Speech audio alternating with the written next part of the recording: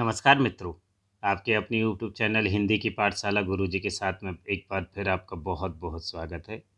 प्रिय मित्रों, आज मैं अपने इस वीडियो में लेकर आया हूँ एमपीपीएससी प्रारंभिक परीक्षा के द्वितीय पेपर में आई हुई हिंदी के उत्तरों को।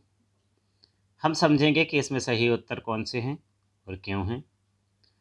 प्रश्न क्रमांक 61, निम्नलिखित में से सही शब्द युग्म का चयन करना है।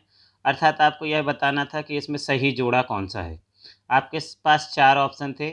आवृत यानी पानी का भंवर, अवस अप्स मतलब अवश्य, अश्व मतलब घोड़ा, आसन यानी भोजन। प्रिय मित्रों, यहाँ सही उत्तर है आवृत यानी पानी का भंवर। प्रश्न क्रमांक 62, इसमें आपको बेमेल अनेकार्थ शब्द युग्म चुनना था। मतलब एक ऐसा जोड़ा चुनना था जिसके अनेकार्थ सही ना हो। अक्ष का आँख होता है, यह उत्तर सही है। अच का भेड़ा या भेड़ होता है, यह भी सही है। अड्डा का खेत की मेड़ होता है, यह भी सही है। यानी गलत उत्तर था अंक का अनंत।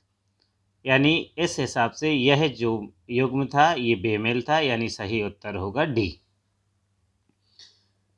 प्रश्न क्रमांक 63, निम्नलिखित में से सही अनेकार्थ शब्द युग्म का चयन करना था। अनेकार्थ का जो सही अनेकार्थ हैं उसमें आपको सही जोड़ा चुनना था। हरि का मेंढक, मधु का चुप, अमृत का लाल, कर का कोट। प्रिय मित्रों, यहाँ सही उत्तर होगा हरि का मेंढक। हरि के कई अर्थ होते हैं, जैसे मेंढक, बंदर, सर्प, ईश्वर, विष्णु आदि। तो यहाँ सही उत्तर होगा हरि का मेंढक। प्रश्न क्रमांक 64, सर का अनेकार्थ शब्द है।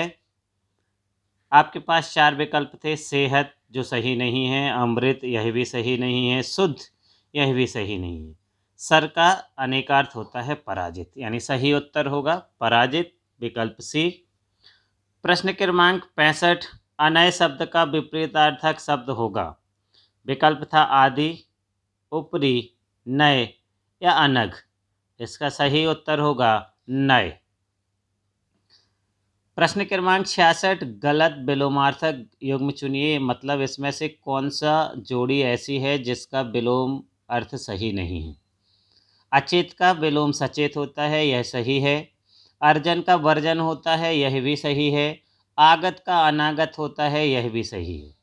अब इष्ट, इष्ट का विलोम होता है अनिष्ट, और यहाँ दिया था अभिष्ट, यानी विकल्प डी आपके लिए सही उत्तर होता। प्रश्न क्रमांक 67, चिरंतन शब्द का विलोमार्थक शब्द है, इसका विपरीत शब्द क्या होगा। चेतन सही नहीं है, क्षणिक यह भी सही नहीं है, सुषुप्त यह भी सही नहीं है। सही है नश्वर। प्रश्न क्रमांक 68, सही समानार्थक जोड़े का आपको चयन करना था। इसका सही उत्तर होगा अश्व, जिसका दिया हुआ है घोटक। तुरंग, घोटक, घोड़ा, अश्व ये पर्यायवाची शब्द हैं। उद्यान का पेड़ नहीं होगा, चैल का हिम नहीं होगा और कमल का जलद नहीं होगा, यानी सही उत्तर होगा विकल्प ए। प्रश्न क्रमांक 69, निम्नलिखित में से शुद्ध वाक्य छाटिए। अनाधिकार प्रवेश मना है, अनधिकार प्रवेश मना है, अनाधिकार प्रवेश मना है, अनाधिकारी प्रवेश मना है। यहाँ सही उत्तर होगा अनधिकार प्रवेश मना है।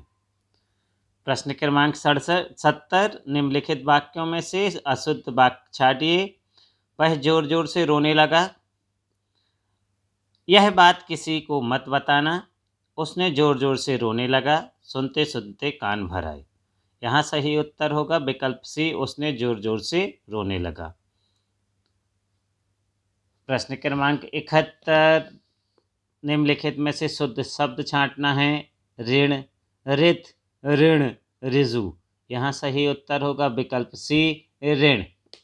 प्रश्न क्रमांक 72, निम्नलिखित शब्दों में से अशुद्ध शब्द छाटिए। आषाढ़ एकदम सही लिखा हुआ है, कष्ट भी सही लिखा हुआ है।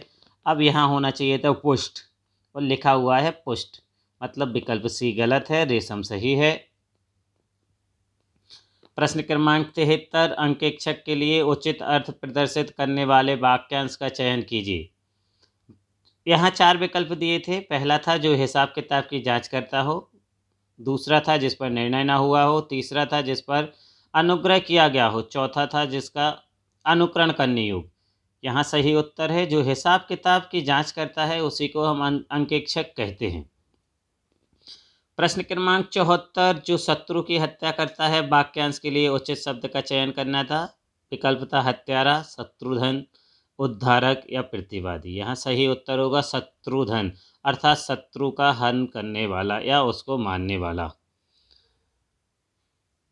अब एक प्रश्न दिया है, प्रश्न क्रमांक 75, यहाँ सही शब्द युग्म का चयन करना था।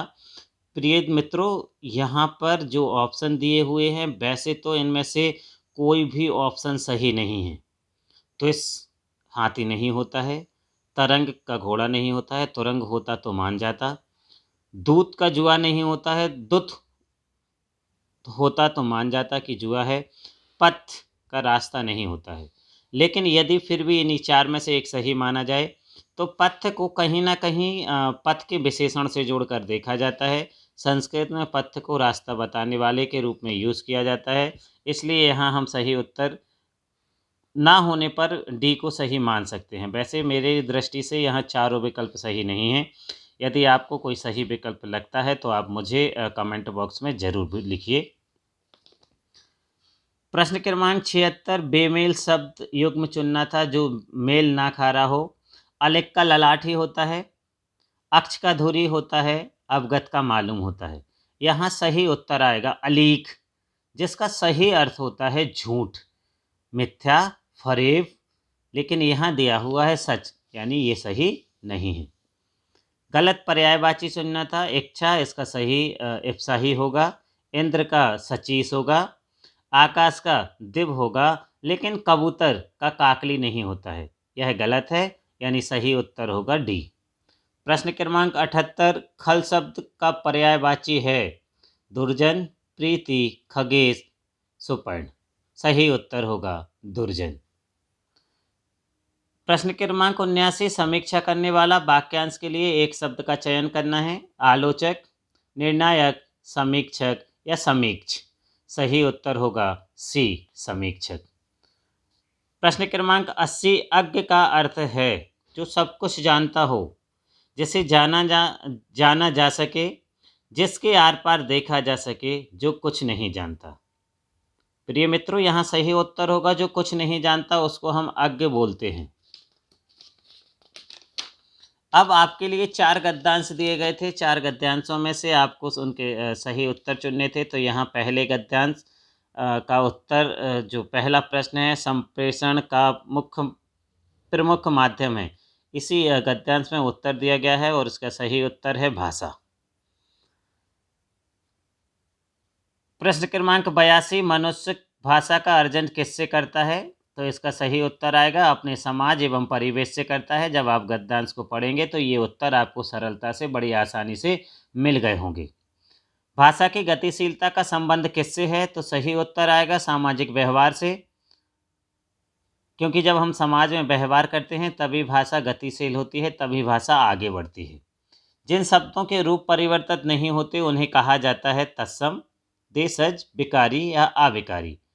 प्रिय विद्यार्थियों, प्रिय मित्रों, जिस शब्दों के रूप परिवर्तन नहीं होते उनको हम अविकारी या अव्यय शब्द कहते हैं, जो हमेशा लिंग काल किसी भी परिस्थिति में हमेशा एक से ही रहते हैं। इन पर समय का, लिंग का, काल का कोई असर नहीं पड़ता है। संज्ञा और सर्वनाम शब्द हैं विकारी, अविकारी, तद्भव या संकर। मित्रों, संज्ञा और सर्वनाम शब्द परिवर्तित हो जाते हैं और जो परिवर्तित होने वाले शब्द होते हैं उनको हम विकारी कहते हैं। जो परिवर्तित नहीं हो पाते उनको हम अविकारी कहते हैं। तो सही उत्तर होगा विकारी। गद्यांश नंबर 2, जिसमें लिखा है स्वाध्याय से कभी मुख न मोड़ो, वह तुम्हें प्रमाद से बचाएगा। जिस आचार्य ने तुम्हारी इतने दिनों तक रक्षा की उसके प्रति तुम्हारा जो कर्तव्य है उसे अपने हृदय से पूछो। इसका पहला प्रश्न था स्वाध्याय किससे बचाता है।